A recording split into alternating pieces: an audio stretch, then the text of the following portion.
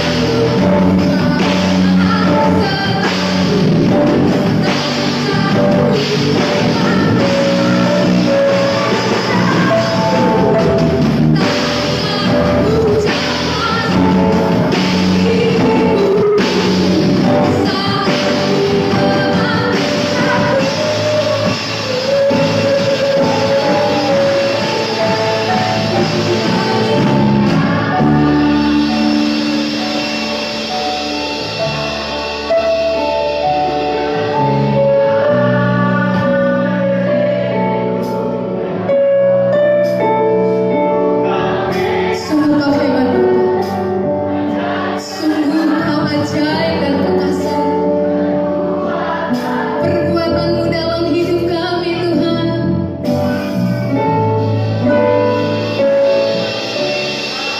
Sekalipun itu masa gak enak nanti Tuhan, kami tetap mau nyanyi haleluya. Dan gak perlu kami takut, gak perlu kami bimbang di tahun 2023 ini Tuhan. Karena ada Tuhan yang besar, ada Tuhan yang hebat, ada Tuhan yang perkasa.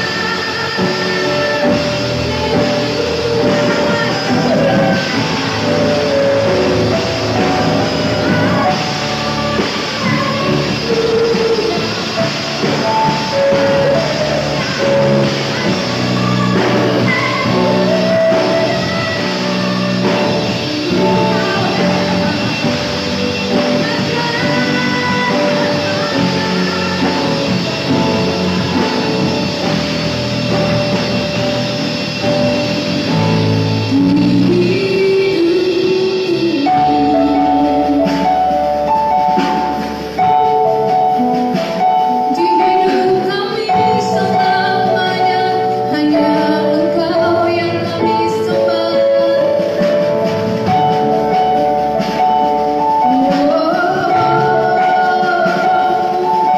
Haleluya.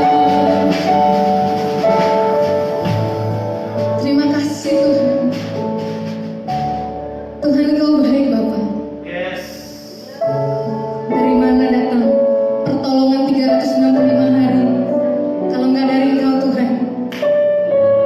Sebagaimana karya-Mu luar biasa Tuhan di tahun lalu, kami yakin dengan pasti karya-Mu akan sangat luar biasa di tahun ini.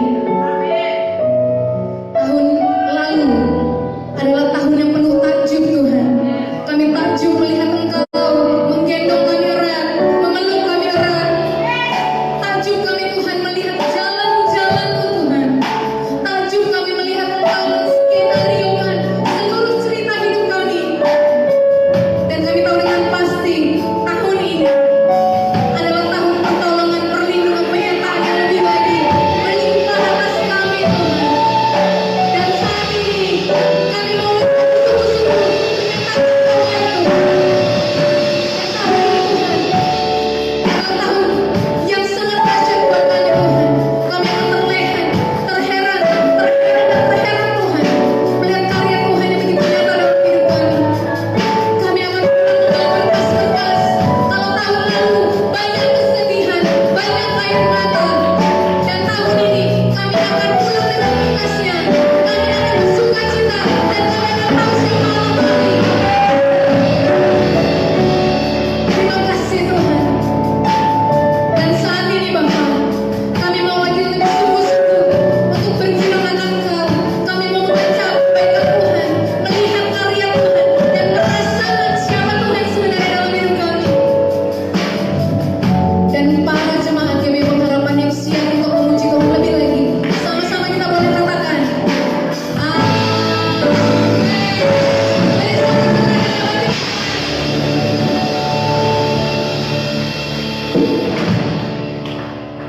Saudara kekasih yang baru pertama sekali hadir dalam ibadah GBI Pengharapan pada pagi ini boleh lambaikan tangan.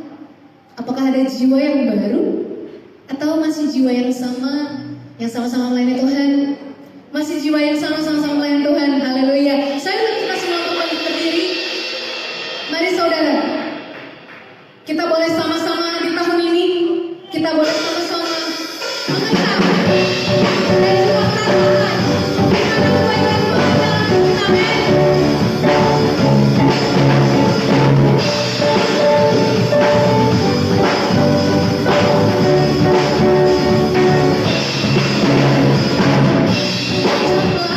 Dan lihatlah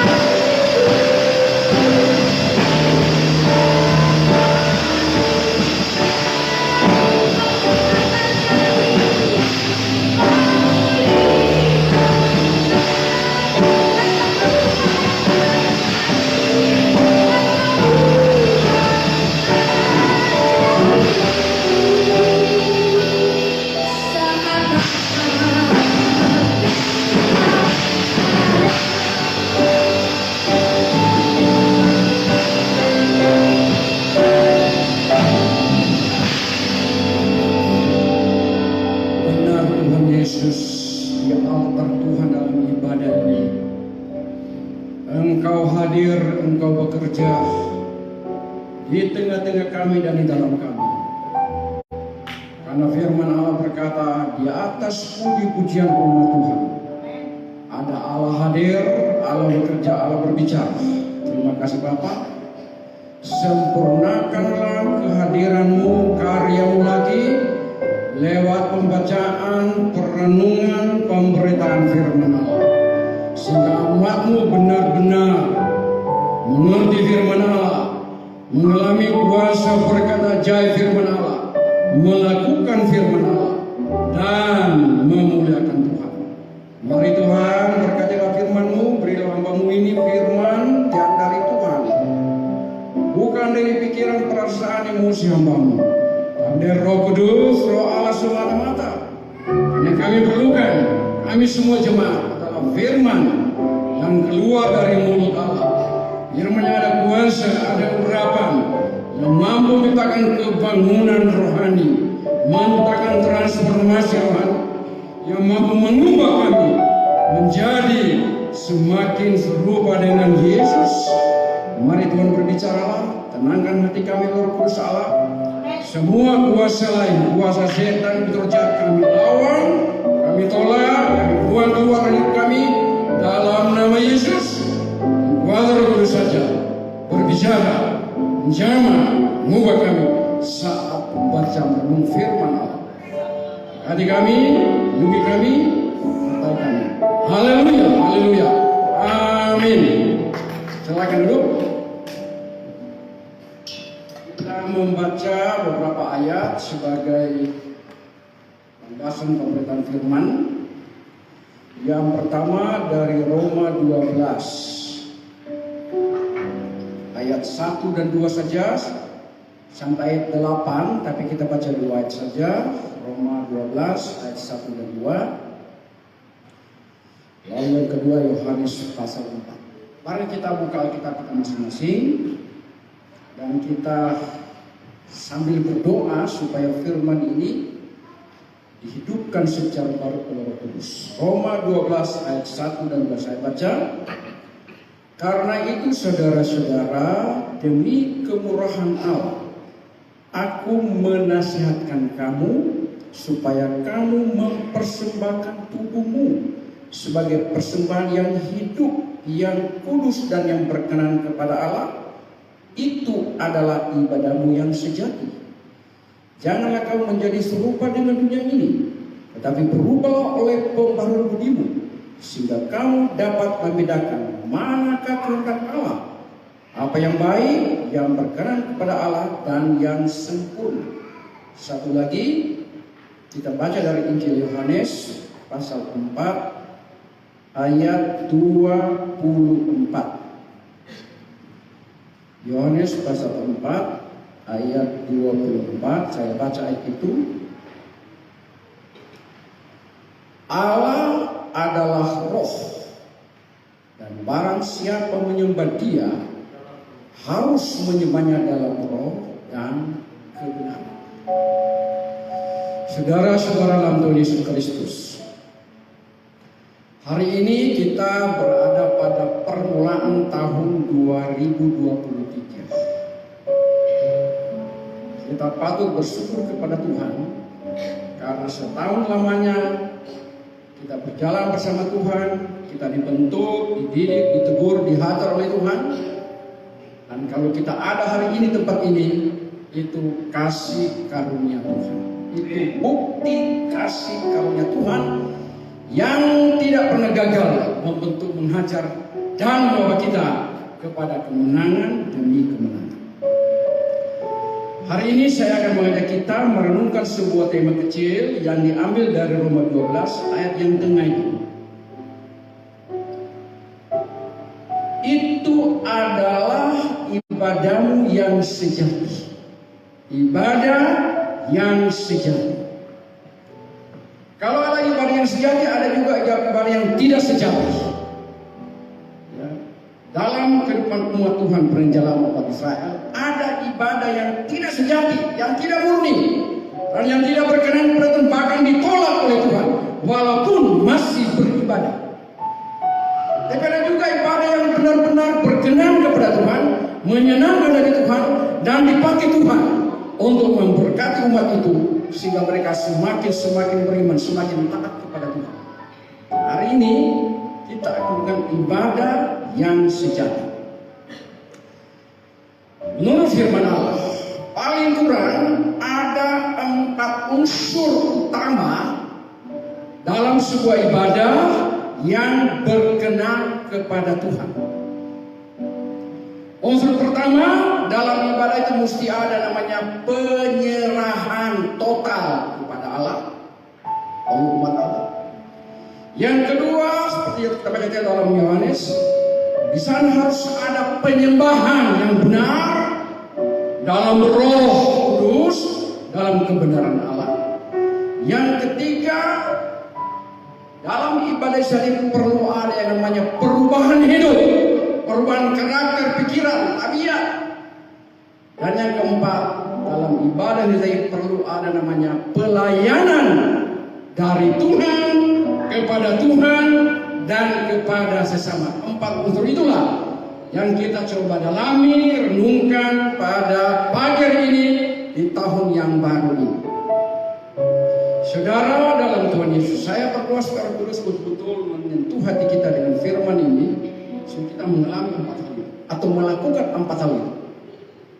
Dan pada akhir ibadah ini, mari kita betul-betul sudah mendengar firman, mengerti firman, kita mau melakukannya dalam hidup kita di awal tahun 2023. Mari kita lihat pertama, ibadah yang sejati haruslah dimulai oleh orang-orang yang menyerahkan seluruh hidupnya kepada Tuhan. Apa artinya menyerahkan diri atau hidup kepada Tuhan? Begini, dalam perjanjian lama itu, kalau umat Israel mau beribadah kepada Tuhan, mau menyenangkan Tuhan, caranya adalah mereka mempersembahkan korban, domba, kambing, kerbau dan sebagainya. Itu persembahan. Lalu korban itu dipersembahkan kepada Tuhan. Total itu harus disembelih, harus mati, harus dibakar totally untuk Tuhan, untuk Tuhan. Ini apa artinya? Tuhan Yesus telah mempersembahkan seluruh hidupnya kepada umat manusia, totally, ya, sampai dia mati, semuanya mati selesai. Dipersembahkan kepada Tuhan demikian rupa, berkenan kepada Tuhan, dan melalui pengorbanan Yesus seluruh umat manusia termasuk kita mempunyai jalan masuk, berjumpa, mengalami keselamatan sempurna di dalam Tuhan Yesus Kristus. Nah, perhatikan, karena Yesus secara total telah menyerahkan nyawanya, hidupnya totally kepada Allah Bapa untuk keselamatan kita, maka sangat adil, benar-benar adil apabila kita juga mempersembahkan seluruh hidup kita totally hanya kepada Tuhan Yesus Kristus, lalu menjadi milik Tuhan. Itu baru adil, itu baru benar, itu baru tuntas, itu baru menyenangkan hati Allah. Kalau tidak sampai ke situ, belum menyenangkan hati Allah. Nah, sekarang kita bertanya, setelah kita semua menjadi Kristen, apakah kita pernah membuat satu statement, suatu deklarasi, suatu pernyataan bahwa seluruh hidup saya ini dipersembahkan, diserahkan kepada Tuhan Yesus, totally, tuntas, terus menerus, sebagaimana Yesus membuat utusan? Itu pernyataan sangat-sangat mendasar. Kalau ini ada, maka kita memenuhi syarat pertama untuk melakukan, menyelenggarakan ibadah yang sejati, yang berkenan kepada Tuhan. Maka hari ini saya mengajak kita bersama-sama, ya, untuk mempersembahkan hidup kita total kepada Tuhan. Tidak ada sisanya, semuanya untuk Tuhan saja, semuanya Yesus Kristus. Pertanyaannya, apa yang harus kita serahkan kepada Tuhan? Nah ini dia, apa yang harus kita serahkan kepada Tuhan? Ya, penyerahan. Yang perlu kita serahkan adalah supaya Daniel Daniel menyerahkan segala dosa-dosa nenek moyangnya, para pemimpin Israel, dosanya sendiri, dosa keluarganya. Itu yang pertama-tama diserahkan kepada Tuhan Yesus. Karena dosa inilah yang menghalangi Tuhan menolong, memberkati pemimpin kita. Daniel sadar itu, maka dalam doanya Daniel katakan, Tuhan ampunilah dosa nenek moyang kami, dosa para pemimpin kami, dosa kami, dosa kami, ampuni. Itu yang harus dipersembahkan kepada Tuhan, dosa-dosa kita. Jangan disembunyikan, jangan ditahan, dipersembahkan kepada Tuhan. Itu berkenan kepada Tuhan. Itu memuliakan Tuhan, itu memuaskan hati Tuhan. Itu namanya pertobatan. Menyerahkan semua dosa-dosa, kelemahan kita, kekurangan kita, menyerahkan kemelut kita, krisis kita, malapetaka kita hadapi. Semua jangan dibiarkan menjaga, menindih, menghancurkan kita. Kita serahkan semuanya kepada Tuhan. Biarkan Tuhan masuk sana, biarkan Tuhan menyelesaikan, biarkan Tuhan yang bereskan. Masalah kita adalah kita mencoba-coba tanggung sendiri, berpikir sendiri, merasakan sendiri, mau alam sendiri, mau tes sendiri. Gagal saudara. Sebelum masalah-masalah membuat kita korban, kita bermasalah, kita sulit, kita stres, mari dengan rendah hati kita serahkan semua itu satu persatu kepada secara detail. Itu menyenangkan hati Tuhan. Kalau Tuhan sudah senang, otomatis kita senang juga. Apa yang harus kita persembahkan kepada Tuhan?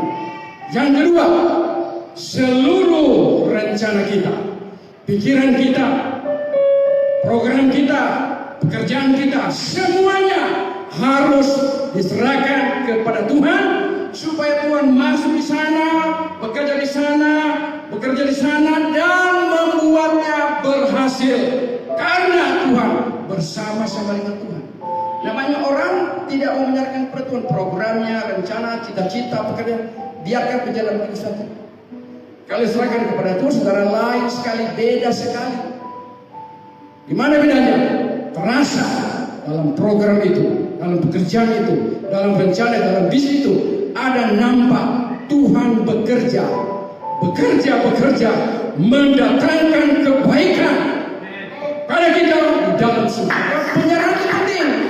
Kalau tidak penyerahan Tuhan dihalangi untuk bekerja. Kalau tidak ada penyerahan Tuhan dihalangi untuk berbuat sesuatu lagi. Kitalah yang menghalangi Tuhan itu. Karena tidak ada penyerahan.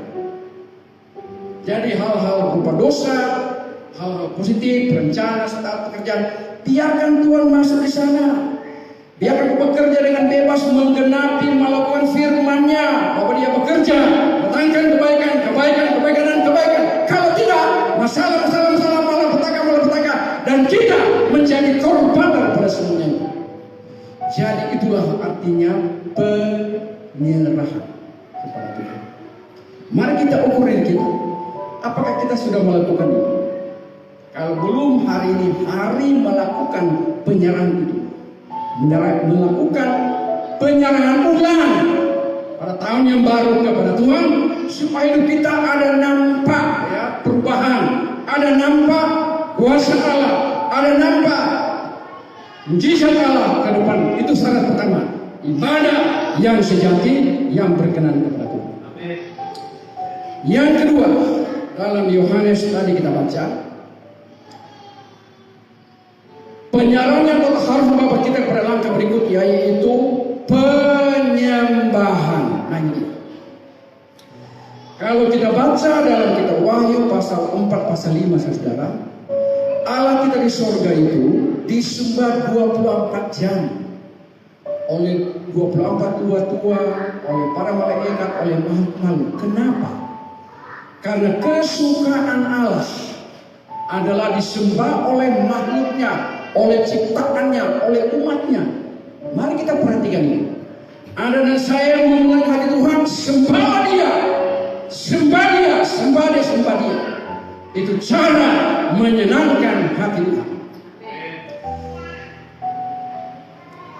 Dalam Yohanes pasal 4 diterangkan ada 3 macam penyembahan. Penyembahan yang pertama, penyembahan yang dilakukan orang Israel di kemah suci. Yang suka berpindah-pindah itu. Begitu tiang awan berhenti, kemah suci dipasang pada waktu siang, umat Israel mulai menyembah Tuhan, mulai memuja Tuhan, mulai mengangkat tangan, menyanyi memuja Tuhan, dan mereka merasakan hadirat surga ada di situ, ada di kemah suci, ada dalam pertemuan itu. Pada waktu malam ketika ada tiang api berhenti, mereka pasang kembali kemah itu, mereka mulai memuji menyembah Tuhan. Di situ Allah hadir. Mereka merasakan mengalami kehadiran Allah karena Allah disembah, Allah hadir, dan umatnya merasakan kehadiran Allah.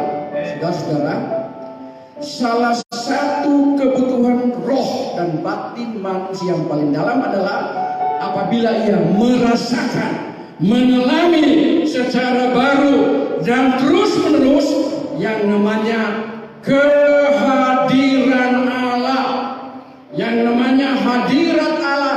Itu kebutuhan kita. Kalau kita, jemaat kita merasakan hadirat Allah, itulah yang memuaskan hati Allah.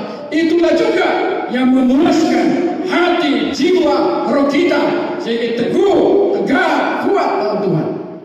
Hadirat Allah itu yang kita perlukan. Umat Israel menyembah Tuhan di kemah suci. Kemudian dalam tahap berikutnya, begitu Tuhan memerintahkan Daud dan Salomo membangun bait Allah, penyembahan dilakukan di dalam bait suci Yerusalem. Ya. Kalau tadi berpindah-pindah tempat, sekarang terfokus pada satu tempat. Dan di tempat ini Tuhan tentukan ada kehadiran Allah. Kalau orang datang ke situ memanggil nama Tuhan, dia mengalami persoalan datang ke situ, dia mengalami kelaparan, dia datang ke situ, Tuhan menyatakan kehendaknya. Mereka mengalami hadirat Allah. Maka orang Israel mengejar penyembah itu, mencari penyembah itu, karena di sana ada hadirat Allah yang dahsyat, yang luar biasa. Sehingga mereka bersaksi demikian. Lebih baik satu hari di pelataran Tuhan daripada 1000 hari tempat lain. Lebih baik diam di ambang pintu rumah Allahku daripada diam di kemah kompak. Artinya tempat di mana Allah itu hadir, tempat di mana Allah disembah, suasananya, kondisinya, keadaannya tidak dapat dibandingkan dengan suasana keadaan manapun yang ada dalam dunia. Tidak ada, hanya di situ ada. Nah, ini yang harus kita bangun, harus kita adakan dalam ibadah-ibadah kita. Puji Tuhan, itu yang pertama. Lalu dalam Yohanes pasal 4 diterangkan mengenai orang-orang Samaria yang menyembah Tuhan di Bukit Gerizim. Bukit Gerizim adalah salah satu pusat penyembahan orang-orang Samaria. Orang Samaria orang campuran ya antara Israel dan orang-orang setempat berlokasi itu. Mereka menyembah dengan cara mereka sendiri di bukit tertentu. Mereka percaya di bukit itu tempat yang tenang, yang stabil. Mereka yakin Allah ada di sini menurut perasaan pikiran mereka. Saudara, itu bukan penyembahan yang benar, karena ajarannya praktik campuran antara ajaran Israel dan ajaran orang Samaria, sehingga Tuhan tidak hadir di sini. Karena pikirannya, gagasannya sudah lain, ya, ajaran sudah lain. Tuhan tidak mungkin hadir dalam penyembahannya, ajaran yang lain yang bertentangan dengan kehendak Tuhan itu sendiri. Itu yang kedua. Nah, yang ketiga, Yesus membawa sebuah jenis penyembahan yang baru, namanya menyembah Allah. Bukan di kemah suci, bukan di bait suci, bukan di gunung, tetapi di dalam roh dan hati manusia yang sudah dibenarkan oleh Allah. Di sana, di situ ada penyembahan, ada kehadiran Allah, ada hadirat Allah yang dahsyat dan luar biasa. Penyembahan ini yang membawa pertobatan, transformasi, membawa perubahan, kiraan tingkah laku, kelakuan. Di sana ada perubahan-perubahan dalam penyembahan dalam hidup kita. Dengan kata lain, kehadiran Allah itu penyembahan kepada Allah dan sejauh-jauh ada dalam hidup kita. Maka mari kita membuat hidup kita ini tempat di mana Allah hadir, tempat Allah itu disembah, hadirat dirasakan. Kalau kita buat ini, kita lakukan, kita perhatikan saudara, kita orang yang betul-betul hidup dari hadirat Allah kepada hadirat Allah. Kehadiran kita juga memantulkan kehadiran Allah di tengah-tengah umat di mana kita berada. itu penyembahan. Pertanyaannya adalah, sudahkah kita melakukan penyembahan seperti ini di tahun yang baru ya? Kalau belum, mari kita buat, kita lakukan awal tahun ini dan sepanjang tahun ini. Penyembahan. Lalu yang ketiga, kita baca Roma 12 tadi, supaya dikatakan kita mengalami perubahan. Tujuan penyerahan, tujuan penyembahan adalah perubahan. Perubahan hati, perubahan pikiran, perubahan karakter menjadi seperti pikiran, karakter, tabiat daripada Tuhan Yesus Kristus itu sendiri. Roh Kudus akan menuntun orang-orang yang menyembah Tuhan supaya temperamen mereka, watak mereka, pikiran mereka diubah. Di sana saya tidak menyembah, perubahan terjadi, pikiran diubah, hati diubah, pikiran diubah, semua diubah sehingga kita menjadi seperti Kristus. Selaras dengan pikiran Kristus, selaras dengan tabiat Kristus, selaras dengan kemauan Kristus, terjadi perubahan. Dalam Alkitab ada 2 ayat yang sangat tegas mengatakan begini. Misalnya Efesus 4 ayat 23. Supaya kamu dibaharui dalam roh dan pikiranmu. Itu kehendak Tuhan. Kita dibaharui dalam roh dan pikiran kita. Di mana? Saat kita menyembah. Dalam Kolose pasal 3 dikatakan begini. Supaya kita mengenakan manusia baru yang terus-menerus dibaharui. Artinya pembaharuan itu berlangsung terus-menerus. Maka orang Kristen yang sejati, ibadah yang sejati, gereja yang sejati adalah gereja yang terus-menerus dibaharui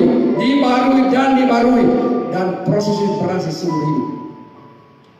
Maka ada istilah Latin mengatakan begini: Ecclesia reformata semper reformanda est.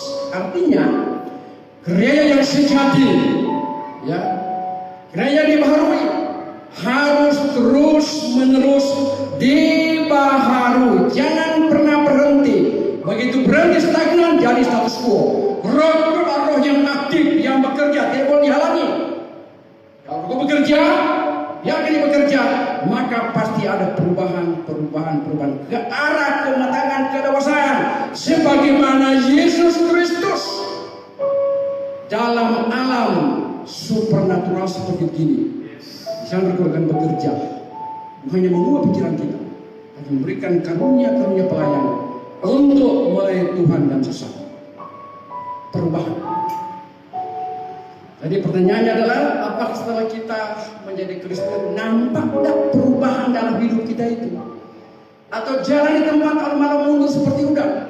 Mesti nampak ada kemajuan. Itu bukti karya Roh Kudus membaharui pikiran, perasaan, emosi, karakter. Pembaharuan. Itu salah satu karya Roh Kudus. Kalau tidak ada, berarti ada error. Berarti hati kita, penyembahan kita tidak berkenan kepada Tuhan. Ada yang bisa, ada yang salah. Kita benahi supaya ada hadirat Allah yang mengubah dari orang yang gampang marah-marah bisa berubah menjadi orang yang tidak marah atau lambat marah. Bisa berubah orang yang tadinya negatif thinking, bisa berubah menjadi orang menjadi positive thinking. Ada perubahan dari orang yang sedikit-sedikit kalah dengan iblis, dengan dosa, merubah menjadi orang yang menang atas dosa, atas ini. Ada perubahan. Pertanyaannya, mengapa tidak berubah? Ada yang tidak beres. Mungkin dosa, mungkin iblis, mungkin pikirannya salah. Ubah semuanya, baharui semuanya. Lewat pujian, firman baru tidak berubah. Mungkin tidak berubah. Itu menyenangkan dari Tuhan.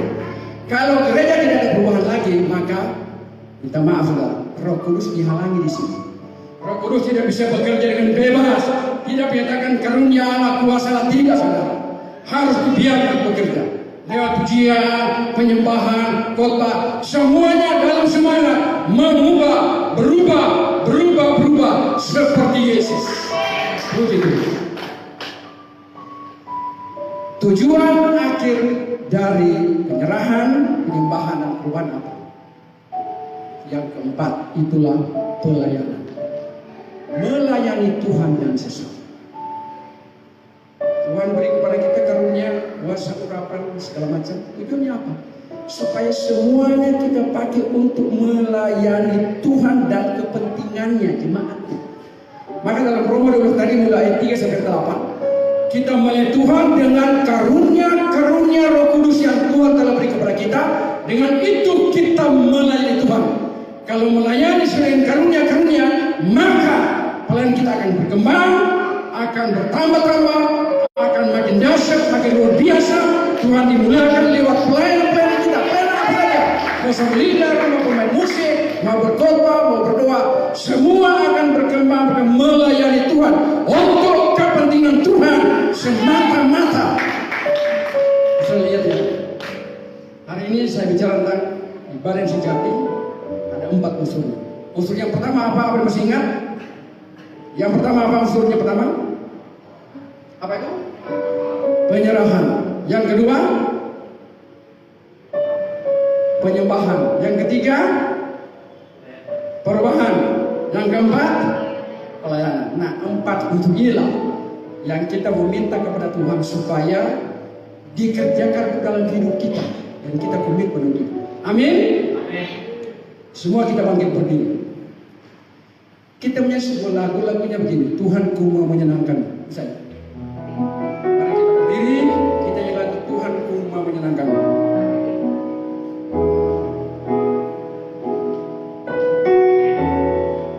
Tuhanku mau menyenangkan.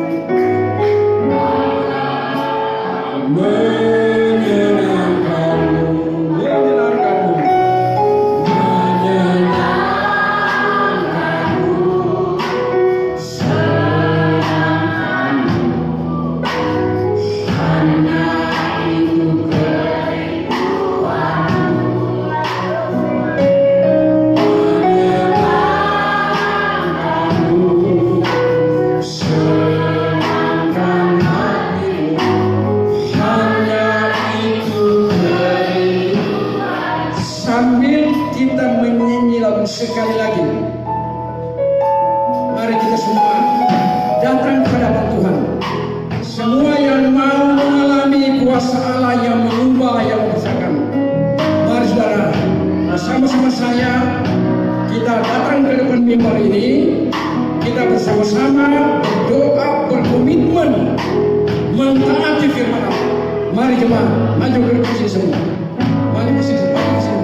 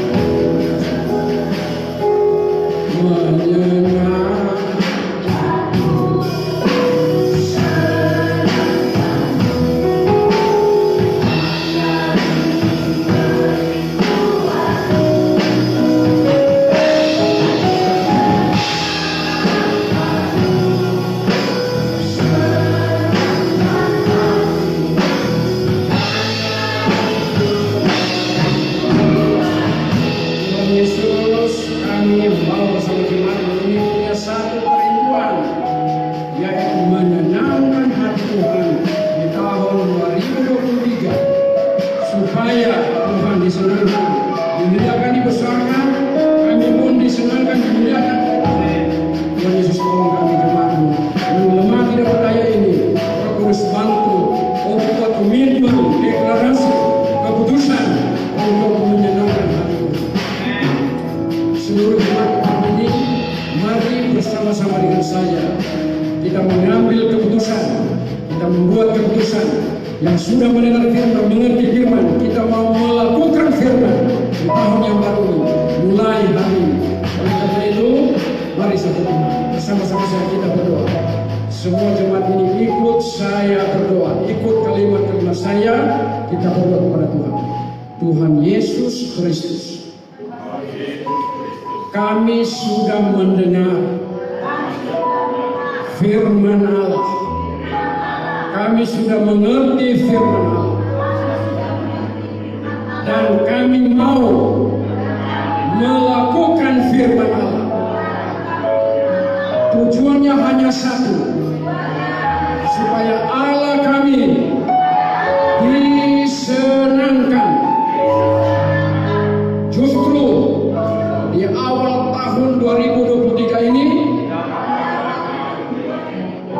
kami bertekad, kami membuat deklarasi, kami membuat keputusan dalam nama Yesus, dalam nama Yesus, dalam nama Yesus. Kami mau mentaati firman Allah. Pertama-tama ya Tuhan, kami menyerahkan tubuh jiwa roh kami, seluruh hidup kami hanya untuk Tuhan Yesus. Karena Tuhan Yesus lebih dahulu sudah menyerahkan seluruh hidupmu untuk kami. Maka inilah saatnya kami menyerahkan seluruh hidup kami, dosa-dosa kami, pelanggaran kami, iblis yang menggoda kami, kesulitan kami serahkan kepada Tuhan. Tuhan ambil, Tuhan bebaskan kami dari semuanya. Beri kami kemenangan, beri kami kebebasan, beri kami kelepasan. Kami serahkan rencana kami, kerjaan kami, program kami, seluruhnya kepada Tuhan Yesus. Tolong Tuhan Yesus masuk di sana, bekerja di sana, berbuat di sana, berkati pekerjaan kami, usaha kami, semuanya diberkati Tuhan. Kami mau melihat Tuhan bekerja, memberi kebaikan dalam seluruh hidup kami. Berikutnya Tuhan, beri kami oleh Roh Kudus kemampuan, kuasa, urapan menyembah Allah lebih dalam, lebih sungguh-sungguh, lebih dahsyat.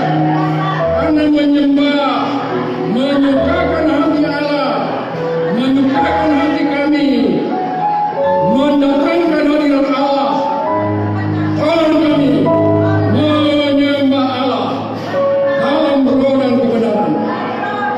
Tolong kami oleh Roh Kudus mengalami perubahan menjadi seperti Yesus dalam segala hal, mengalami, menerima karunia Roh Kudus, urapan Roh Kudus, supaya kami melayani Tuhan, kepentingan Tuhan, pekerjaan Tuhan bersama jemaatmu.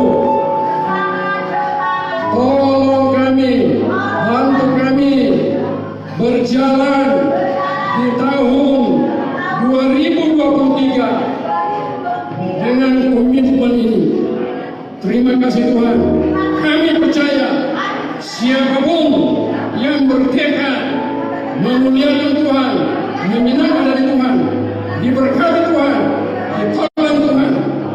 Kami berdoa, semua usaha iblis menggagalkan kami batal dalam nama Yesus, kalah dalam nama Yesus. Yesus beri kami kemenangan. Kemenangan demi kemenangan. Terima kasih Tuhan. Itulah komitmen kami. Itulah janji kami di hadapan Tuhan.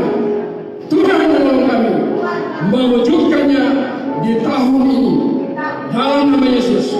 Dalam nama Yesus. Dalam nama Yesus. Terjadi semuanya. Allah dimuliakan. Hidup kami diberkati. Tiap-tiap hari. Segala kemuliaan bagi Tuhan Yesus. Haleluya. Amin. Balik ke tempat. Menyenangkan.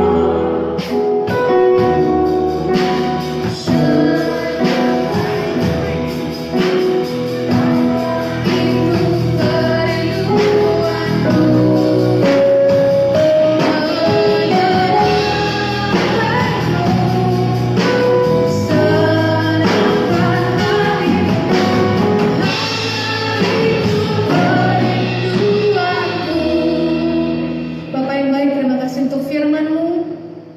Kami mau Tuhan untuk menyerahkan diri kami Tuhan sepenuhnya ke dalam tangan pengasihan Tuhan.